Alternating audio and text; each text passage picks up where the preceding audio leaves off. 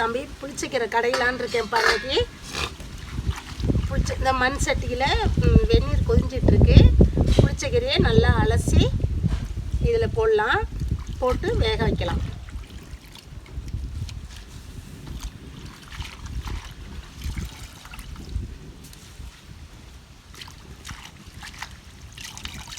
வெந்நீர் கொதிக்க வச்சு போட்டோம்னா நல்லா வெந்துடும், சீக்கிரம் வெந்துடும். அதனால தான் வெந்நீர் கொதிக்க வச்சேன்.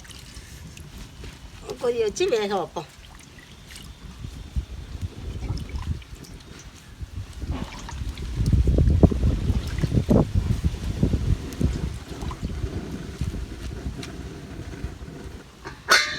மூடி வச்சிடலாம்.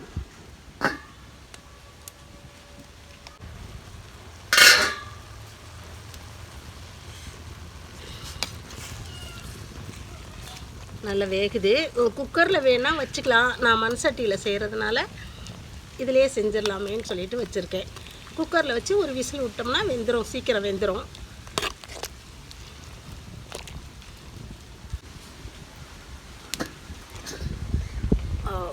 கீரை நல்லா வெந்துருச்சு.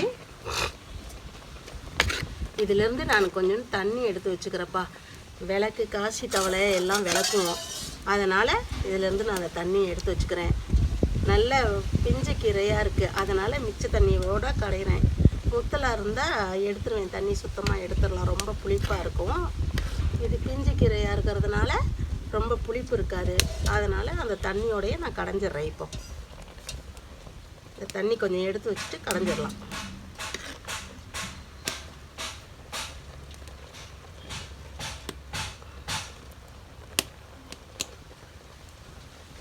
விளக்கெல்லாம் விளக்கணும்னா இதில் நல்லா பளிச்சுன்னு இருக்கும். விளக்கு, காசி தவளை எல்லாம் விளக்கணும்னா நல்லா பளிச்சுன்னு இருக்கும்.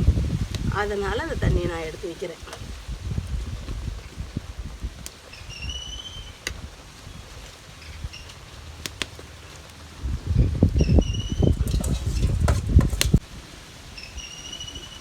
இந்த மிளகாய் எதுக்கு தெரியுமா நான் சொல்கிறேன்? இதை போட்டு அந்த புளிச்சக்கீரையோட கடைஞ்சா நல்லா டேஸ்ட்டாக இருக்கும். எங்கள் அம்மாலாம் அப்போல்லாம் இப்படி தான் செய்வாங்க. அதனால் அதே மாதிரியே நானும் செய்கிறேன். புளிச்சக்கீரைக்கு உப்பு கொஞ்சம் போட்டுக்கலாம். இந்த சுட்டு வச்சோம்ல மிளகாய், அதையும் இதில் போட்டுக்கலாம்.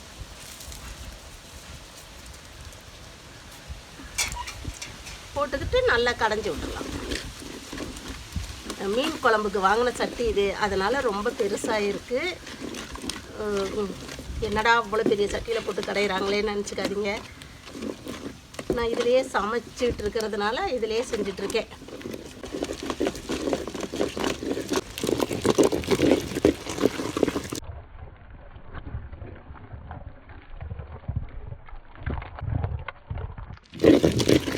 புளிச்சக்கீரை கடைஞ்சாச்சு. சட்டி வச்சுட்டேன். எண்ணெய் ஊற்றி தாளிச்சுக்கலாம். நல்லெண்ணெய் ஊற்றினா ரொம்ப டேஸ்ட்டாக இருக்கும் புளிச்சக்கீரைக்கு. அதனால் நல்லெண்ணெய் ஊற்றுறேன். கொஞ்சம் நல்லெண்ணெய் கூட ஊற்றிக்கணும். நிறைய எண்ணெய் ஊற்றினா நல்லாயிருக்கும். எண்ணெய் காஞ்சிருச்சு. கடுகு கொஞ்சம் போட்டுக்கலாம். கடுகு போட்டாச்சு. உளுந்தம்பருப்பு கொஞ்சம், மிளகாய் சுட்டு போட்டுட்டோம்ல, சும்மா ரெண்டு மிளகாய் காரத்துக்காக போட்டுக்கலாம்.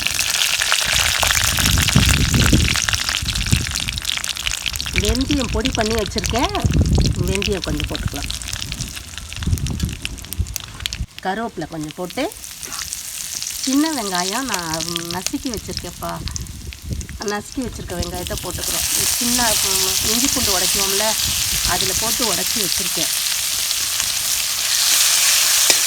போட்டு நல்லா வதக்கிக்கலாம். எவ்வளோ வெங்காயம் போட்டோமோ அவ்வளோக்கு டேஸ்ட்டாக இருக்கும். பூண்டு இடித்து கொஞ்சம் போட்டுக்கலாம். இது நல்லா வணங்கட்டும். பெருங்காயத்தூள் கொஞ்சம்.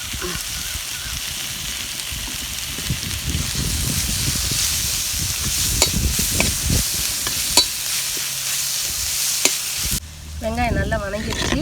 இப்போ இந்த புளிச்சக்கீரையை எடுத்து அதில் போட்டு கிண்டிக்கலாம்.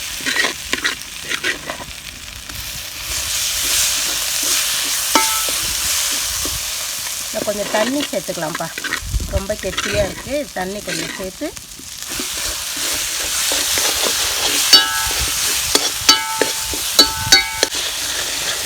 திக்காக இருக்குது, அதனால் கொஞ்சம் தண்ணி சேர்த்துக்கலாம். புளிச்சக்கீரை கடைஞ்சாச்சு, மேலே கொஞ்சம் நல்லெண்ணெய் ஊற்றிக்கலாம்.